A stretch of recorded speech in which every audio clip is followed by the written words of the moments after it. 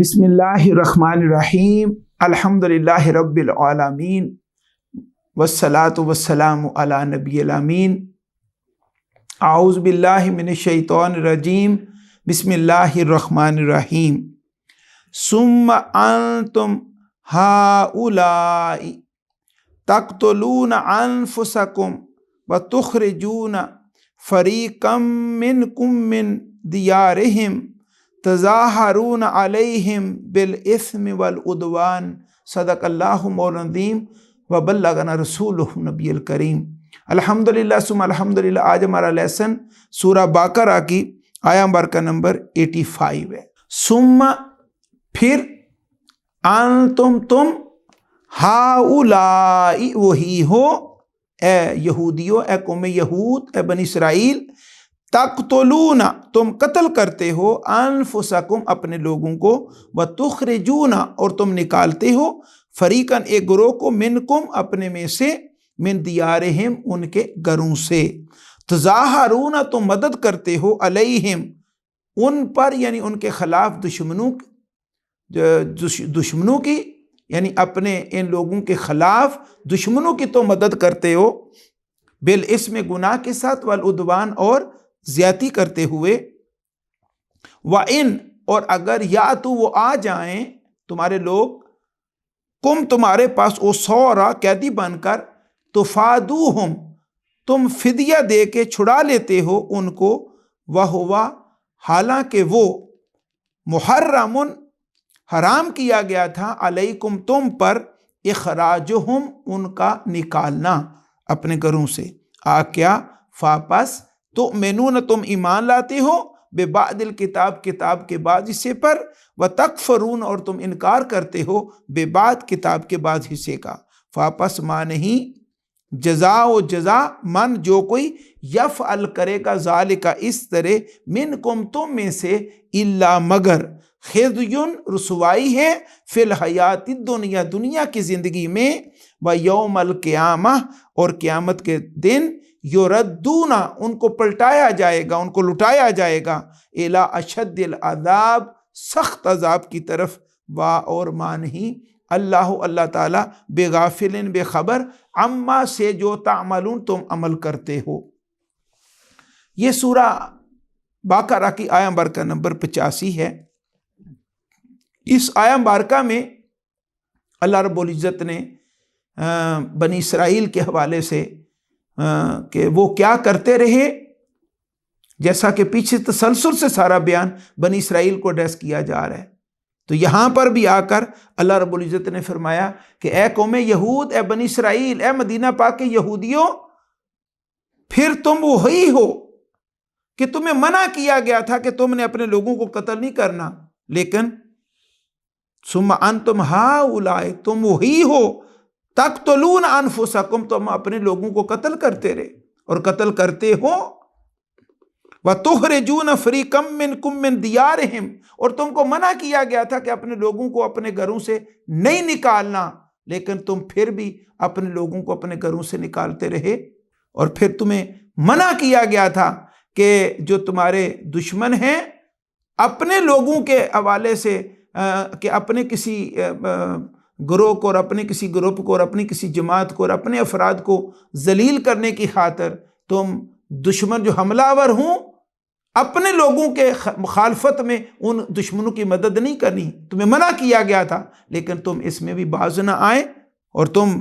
مدد کرتے رہے اپنے لوگوں کے خلاف، اور تم مدد کرتے ہو اپنے لوگوں کے خلاف دشمنوں کی، گناہ کماتے ہوئے اور زیادتی کرتے ہوئے، بالاثم والعدوان۔ اور پھر تیسرے اگلی بات فرمایا، اور اگر وہ تمہارے پاس آ جائیں قیدی بن کر،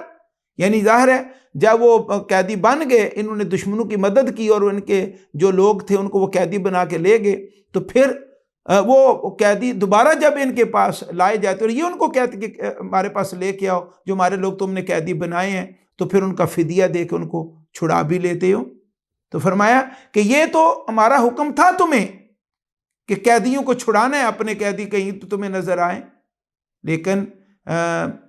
یہ تم بڑی اپنے پارسائی سمجھتے ہو، بہت بڑا یہ اپنی طرف سے دینداری سمجھتے ہو، بہت بڑی نیکی سمجھتے ہو، حالانکہ ہم نے تو تمہیں منع کیا تھا اور حرام کیا گیا تھا تمہارے اوپر کہ اپنے لوگوں کو تم نے نکالنا بھی نہیں اور ان کے خلاف دشمنوں کی مدد بھی نہیں کرنی. یہ اس حوالے سے تمہیں کہا گیا تھا وَهُوَ مُحَرَّمٌ عَلَيْكُمْ إِخْرَاجُهُمْ، حالانکہ ان کا نکالنا ہی تمہارے اوپر حرام تھا. أَفَتُؤْمِنُونَ بِبَعْضِ الْكِتَابِ، کیا پاس تم کتاب کے بعد اسے پر عمل کرتے ہو جو ہم نے تمہیں تعلیمات دی ہیں، کچھ اسے پر عمل کرتے ہو. وَتَكْفُرُونَ بِبَعْضٍ، اور بعض کو چھوڑ دیتے ہو،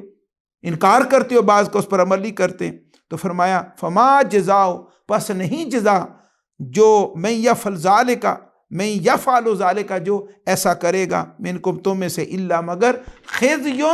فی الحیات الدنیا، دنیا کی زندگی میں ان کے لیے رسوائی ہے. و یوم القیامہ، اور قیامت کے دن یردون الی اشد العذاب، ان کو سخت شدید ترین عذاب کی طرف پلٹایا جائے گا. اور اللہ تعالیٰ جو کچھ تم کرتے ہو اس سے بے خبر نہیں ہے. وَمَا اللَّهُ بِغَافِلٍ عَمَّا تَعْمَلُونَ. اس حوالے سے یہ جو نکالنا تھا ان کا مفسرین نے بیان کیا ہے اس آیہ مبارکہ کے تحت کہ اللہ تعالیٰ نے بنی اسرائیل سے تورات میں یہ عہد لیا تھا کہ وہ ایک دوسرے کو قتل نہیں کریں گے. یہ پہلا عہد تھا بنی اسرائیل کے سے لیا تھا اللہ تعالیٰ نے. دوسرا عہد یہ تھا کہ ایک دوسرے کو شہروں سے نہ نکالیں. نمبر 3، اور بنی اسرائیل میں سے کوئی لونڈی یا غلام پائیں تو اسے قیمت ادا کر کے خریدیں اور پھر اسے آزاد کر دیں. یہ 3 حکم تھے. ہوا یہ، اور یہ واقعہ اس طرح ہے کہ مدینہ پاک میں پہلے بھی ہم بیان کر چکے ہیں کہ قوم یہود کے 2 بڑے قبیلے تھے، بنو قریظہ اور بنو نذیر. ایک اور بھی تھا بنو قینقاع، لیکن یہاں پر مفسرین نے بیان کیا ہے کہ یہ تو قوم یہود کے دونوں قبیلے تھے، بنو قریظہ اور بنو نذیر. اور دوسری طرف جو مدینہ پاک کے 2 بڑے قبیلے تھے جو اہل مدینہ تھے، مدنی تھے. پہلے یہ صرف 2 بہت بڑے قبیلے تھے، ایک اوس اور دوسرا خزرج. اب ادھر بھی یہ دونوں قبیلے اور ادھر بھی مدینہ پاک کے دونوں قبیلے، ان میں بنو قریظہ حلیف تھے، دوستی تھی اوس کے ساتھ، اور بنو نذیر کی دوستی تھی، وہ حلیف تھے خزرج کے ساتھ. اب آپس میں یعنی اوس اور خزرج دشمن تھے. تو جب یہ آپس میں لڑتے تو بنو قریظہ اور بنو نذیر اپنے دوستوں کی حمایت میں ان کی مدد کرتے اور دوسروں سے پھر یہ گتھم گتھ آپس میں ہوتے. ایک طرف قوم یہود کا بنو قریظہ ہوتے اور دوسری طرف بنو نذیر ہوتے. مدینہ پاک کے جو باسی تھے 2 بڑے قبیلے، ان میں اوس جو ہے وہ قریظہ کے ساتھ ہوتے اور خزرج جو ہے وہ نذیر کے ساتھ ہوتے اور یہ آپس میں لڑتے. اب اس میں کیا ہوتا کہ بنو قریظہ اور بنو نذیر اور ان کے حلیف سخت جنگ لڑتے، اور جب غالب آ جاتے تو ان کے گھروں کو تباہ و برباد کرتے اور انہیں اپنے گھروں سے نکال دیتے. اور دونوں فریقوں میں سے کوئی ایک اگر قیدی ہو جاتا تو اس کے لیے مل کر فدیہ ادا کرتے، اگرچہ قیدی دشمن گروہ سے بھی ہوتا، یعنی دشمن گروہ کا قیدی بھی ہوتا تو اس کو بھی جو ہے نا وہ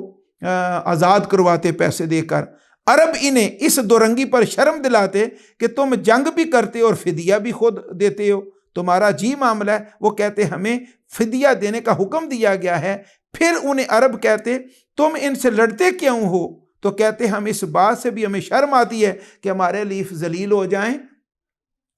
تو اس پر اللہ تعالیٰ نے ان کو آر دلائی کہ تم تقتلون انفسکم، تم اپنے لوگوں کو ہی قتل کرتے ہو، وَتُخْرِجُونَ، اور تم اپنے لوگوں کو ہی اپنے گھروں سے نکالتے ہو. تو اس حوالے سے اللہ تعالیٰ نے ان کو 4 احکام دیے تھے بنی اسرائیل کو، قوم یہود کو. 3 کی خلاف ورزی کرتے اور 1 پر عمل کرتے. ان 4 احکامات میں سے 3 کہ سب سے پہلا اللہ تعالیٰ نے ان کو حکم دیا تھا کہ تم قتال نہ کرنا، وہ قتال کرتے.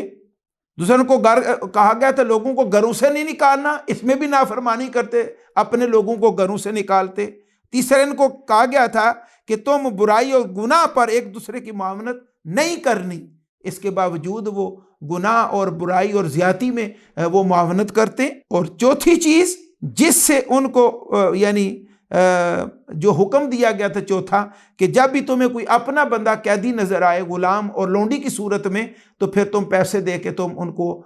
فدیہ دے کے آزاد کروانا. تو اس میں یہ عمل کرتے تھے جب ان کو اپنا بندہ کوئی اپنی کوئی عورت کوئی غلام یا لونڈی نظر آتی تو پھر یہ سارے مل کر آپس میں پیسے اکٹھے کر کے اس کو آزادی دلاتے اور کہتے واہ جی واہ ہم تو دین کے بڑے فالوور ہیں، ہم سے بڑھ کر کوئی بڑا کون ہو سکتا ہے جو دین کی تابع داری کرنے والا ہو۔ جیسے اونٹ کا گوشت جو ہے وہ حرام نہیں کیا گیا تھا ان کے اوپر، انہوں نے خود ہی حرام قرار دے دیا تھا، لیکن بقیہ سود، بدکاری، حرام خوری، ہر طرح کا برا کام کرتے، لیکن اونٹ کا گوشت نہیں کھانا، اور کہتے ہم دیکھیں کتنے بڑے اپنے دین کے فالوور ہیں۔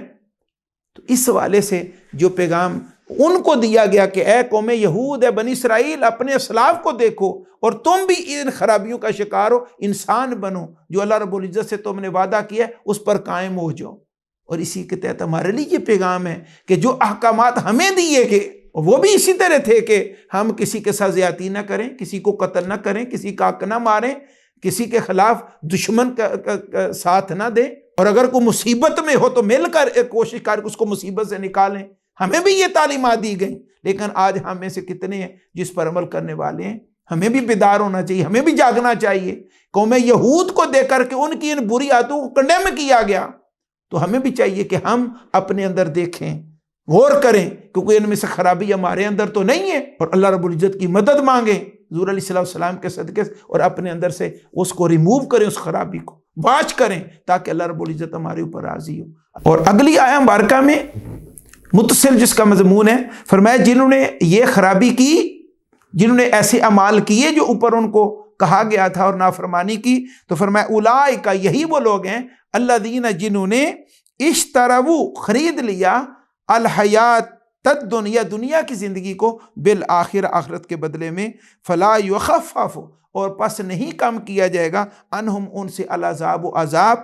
اور لا، نہ ہوں وہ، ینصرون، وہ مدد کیے جائیں گے۔ یہ آیہ مبارکہ نمبر 86 ہے، یعنی 85 اور 86 کا یہ مضمون آپس میں ایک ہی مضمون ہے۔ تو یعنی جو اس طرح کی خرابیوں میں پڑتے ہیں تو اللہ رب العزت نے فرمایا یہی وہ لوگ ہیں جو دنیا کا سودا کیے ہوئے ہیں، دنیا کی زندگی کو آخرت کے بدلے میں انہوں نے خرید لیا، کیونکہ اگر ان کی آخرت پر نظر ہوتی تو جو احکامات اللہ رب العزت نے عطا فرمائے تھے ان پر پورا عمل کرتے، کما حق ہو، اس کو فالو کرتے جو اللہ رب العزت نے ان کو تعلیمات عطا فرمائی تھی، لیکن انہوں نے ایسا نہیں کیا۔ جس کا مطلب یہ بھی ہے کہ جو تعلیمات ہمیں عطا کی گئی ہیں کہ تم نے صالحیت اور تقوی اختیار کرنا ہے، کسی کا ظلم نہیں کرنا، زیادتی نہیں کرنی، کسی کا حق نہیں مارنا، قتل نہیں کرنا، یہ ساری جو تعلیمات دی گئیں، اگر ہم اپنے اوپر بھی اس پر لے کے آئیں تو اس کا مطلب ہے کہ جو ان تعلیمات کو فالو نہیں کر رہا اور اللہ رب العزت کی کسی درجے پر نافرمانی کا شکار ہے یا بہت سارے امور میں نافرمانی کا شکار ہے، تو اس کا مطلب ہے کہ اس نے دنیا کو سینے سے لگایا، اپنی آخرت کو جو ہے وہ چھوڑ دیا۔ تو اور یہ ایک ایسا سودا ہے دنیا میں کہ جس کا انجام یہ ہوگا، فرمایا کہ ان کو ان کی بدعمالیوں کے سبب جب عذاب میں مبتلا کیا جائے گا تو پھر ان کے عذاب میں تخفیف نہیں ہوگی، اور پھر اس میں یہ لاکھ مدد مانگے کس طریقے سے ہماری جان چھوٹ جائے، تو ایسے بد کردار، بد اعمال، بد افعال لوگوں کی کوئی مدد نہیں کی جائے گی۔ اللہ رب العزت ہمیں ایسے برے اعمال کے انجام بد سے بچنا چاہیے، ڈرنا چاہیے، اور اپنی زندگی میں تقوی و طہارت، پاکیزگی، اطاعت اور فرما برداری، اللہ اس کے رسول کی اطاعت اور ان کی خوشنودی کو لانا چاہیے۔ بارک اللہ، وما علینا الا البلاغ المبین۔